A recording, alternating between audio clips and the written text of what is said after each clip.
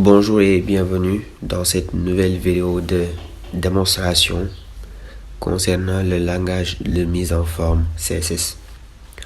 Aujourd'hui, nous allons voir les notions de syntaxe et de sélecteur. Au sortir de ce chapitre, durant ce chapitre, nous allons essayer de comprendre la syntaxe de base de CSS. En même temps, essayer de connaître les différentes manières d'utiliser un code CSS à l'intérieur d'un code HTML.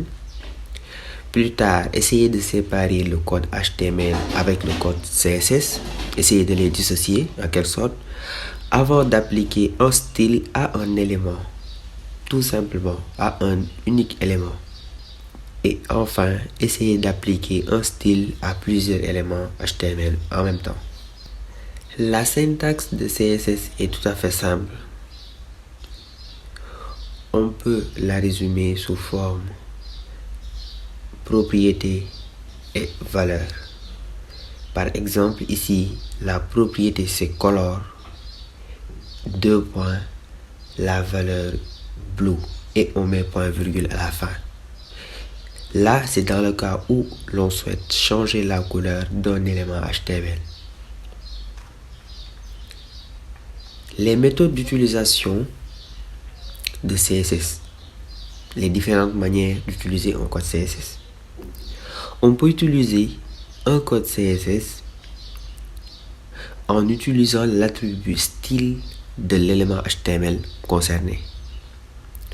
Ou bien utiliser la balise style qui est située sur le head de notre document HTML. Ou enfin utiliser un fichier CSS séparé. Nous allons voir la première méthode qui est vue dans la vidéo précédente. Ici, on a notre balise H1 avec bonjour le monde à l'intérieur. On souhaite changer sa couleur en bleu. On fait appel à l'attribut style dans un premier temps et on applique la syntaxe de CSS color blue point virgule. Color est ici la propriété, blue est la valeur et entre les deux on met deux points, à la fin on met point virgule. Donc c'est tout à fait simple. Ça c'est la première méthode. La deuxième, c'est l'utilisation de la balise style qui est au niveau du head de notre document HTML. Comme les balises meta, title, etc. On a la possibilité d'avoir la balise style sur le head de notre document HTML. Et à l'intérieur de cette balise, on pourra écrire du code CSS. Vous reconnaissez bien ce syntaxe color green. Et color green, comme par hasard, a changé la couleur de bonjour le monde. La rendue est ici. On va y arriver plus tard pour savoir le pourquoi. Troisième méthode, l'utilisation du code CSS dans un fichier séparé. Tout au long de nos tutoriels, nous allons utiliser cette méthode parce que c'est la méthode la plus organisée. Le principe est simple. On a notre page HTML. On ne se permet pas d'écrire du CSS à l'intérieur. On souhaite utiliser le CSS dans un fichier séparé, style.css, et inclure ce fichier style.css dans notre document HTML. Ça se fait par la balise link qui est là. Link rel stylesheet href style.css. Cet attribut est facultatif, mais celle-ci est obligatoire. Alors je reprends, on a notre document HTML qui est ici. Au lieu d'utiliser, pour changer par exemple la couleur de bonjour le monde, au lieu d'utiliser l'attribut style, on ne le fait pas. Au lieu d'utiliser ici la balise style qu'on vient de voir tout à l'heure, on ne le fait pas. On souhaite dissocier le code CSS et le code HTML. Donc le code CSS est ici à l'intérieur du fichier style.css et le code HTML est là. Et néanmoins, si on inclut le fichier CSS ici à l'intérieur du fichier HTML, on arrive quand même à changer la couleur de H1. C'est l'essentiel.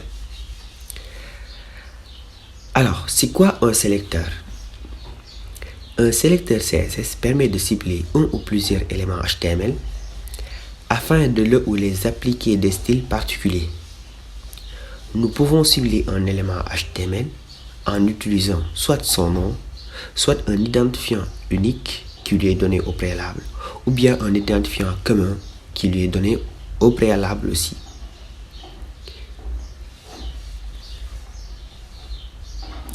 La première méthode, en utilisant le nom de la balise. D'abord, pourquoi on a besoin d'un sélecteur?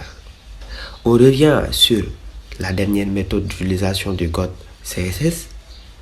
On a ici notre fichier style.css avec un code CSS et notre page HTML.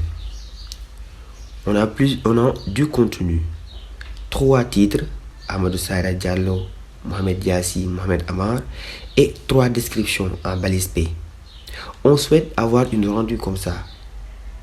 C'est comme si notre professeur nous demande de changer la couleur de tous les titres en yellow green.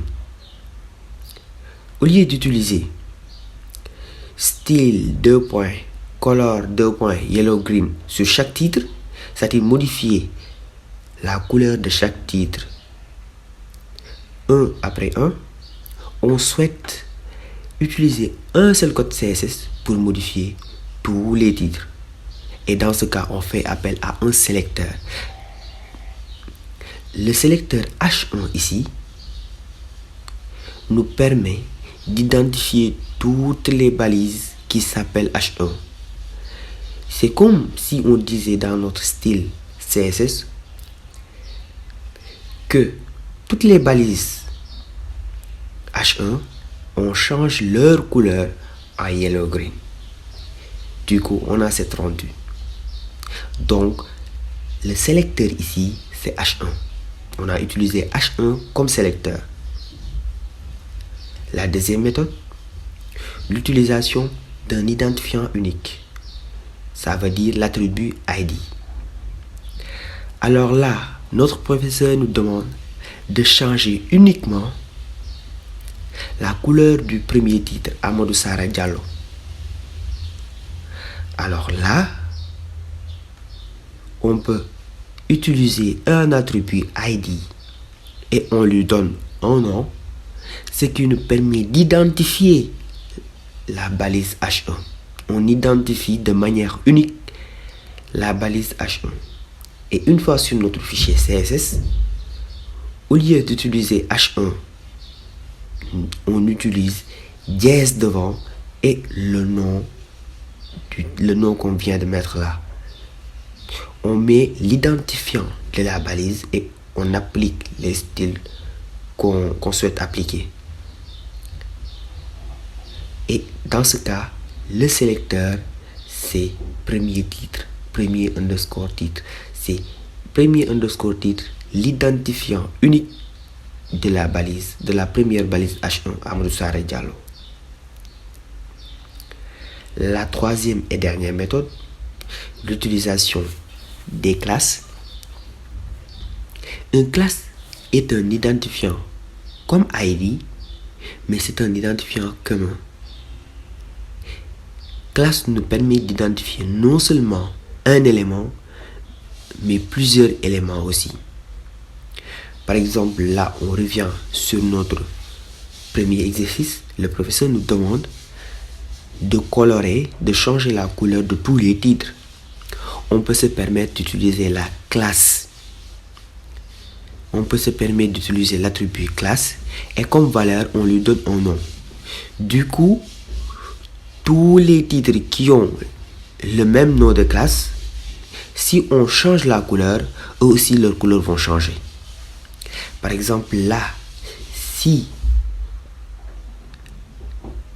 cette classe-là était différente des autres, alors si on change ces couleurs-là, la couleur de les titres, par exemple, les deux premiers titres, si on change leur couleur, le troisième titre ne va pas changer de couleur. Pourquoi? Parce qu'il n'est pas concerné en quelque sorte. Donc voici les 3 méthodes qu'on peut utiliser pour sélectionner un ou plusieurs éléments HTML et essayer de changer leur style en quelque sorte.